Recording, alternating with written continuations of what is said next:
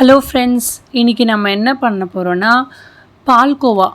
அதாவது நான் ஒரு 1 மந்த்தாக இதை கொஞ்சம் கொஞ்சமாக கலெக்ட் பண்ணேன். டெய்லி நம்ம வேஸ்ட்டாக தூக்கி போடுறோம்ல பால் ஏடு, அதை நான் வந்து ஃப்ரீசர் பண்ணி வச்சுருந்தேன்.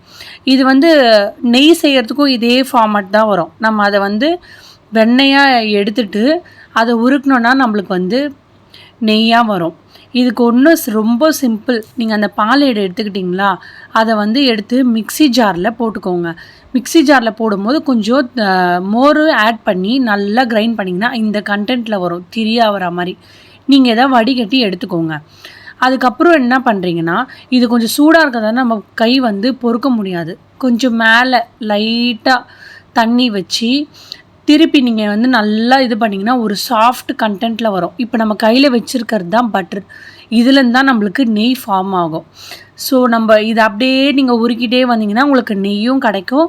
அப்படி இல்லை நீங்கள் வந்து ஹெல்த்தியாக பால்கோவா, நான் வந்து என் குழந்தைக்காக தான் நான் இதை செய்கிறேன்.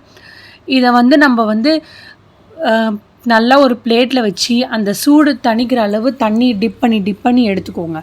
ஒரு தவாவில் நெய் கொஞ்சம் போட்டுக்கோங்க. நெய் போட்டதுக்கப்புறமா அந்த நம்ம திரியாக எடுத்தோம்ல, அதை நம்ம கட் பண்ணி எடுத்து தூளாக இந்த மாதிரி எடுத்து கொஞ்சம் நல்லா நீங்கள் ரோஸ்ட் பண்ணிக்கிட்டே இருங்க. அது உங்களுக்கு ரொம்ப சின்னதாக வேணும் அப்படின்னா நல்லா அமுக்கி விட்டுக்கோங்க. ஏன்னா நம்ம வந்து இப்போ சூடாக எடுத்து போட்டதால் நம்மளுக்கு கொஞ்சம் அது அப்படியே கட்டியாக இருக்க மாதிரி இருக்குது. நீங்கள் நல்லா இது பண்ணிங்கன்னா சாஃப்ட் கண்டென்ட்டில் வரும். இதுக்கப்புறம் நீங்கள் இதில் என்ன ஆட் பண்ணால், உங்களுக்கு சுகர் லெவல் கொஞ்சம் ஜாஸ்தி பிடிக்கும் அப்படின்னா நீங்கள் சுகர் ஆட் பண்ணிக்கலாம். அப்படி இல்லைன்னா நான் வந்து மில்க் மேட் தான் ஊற்றினேன். ஏன்னா குழந்தைக்கு கொடுக்குறதால அது கொஞ்சம் நல்லா டேஸ்ட்டாக இருக்கும்னு சொல்லிட்டு நான் அதை ஊற்றி இது பண்ணேன். இது ரொம்ப சிம்பிள். நீங்கள் டெய்லி வேஸ்ட்டாக போகிறத கலெக்ட் பண்ணி எடுத்து வச்சுட்டு ஃப்ரீசரில் வச்சுக்கோங்க.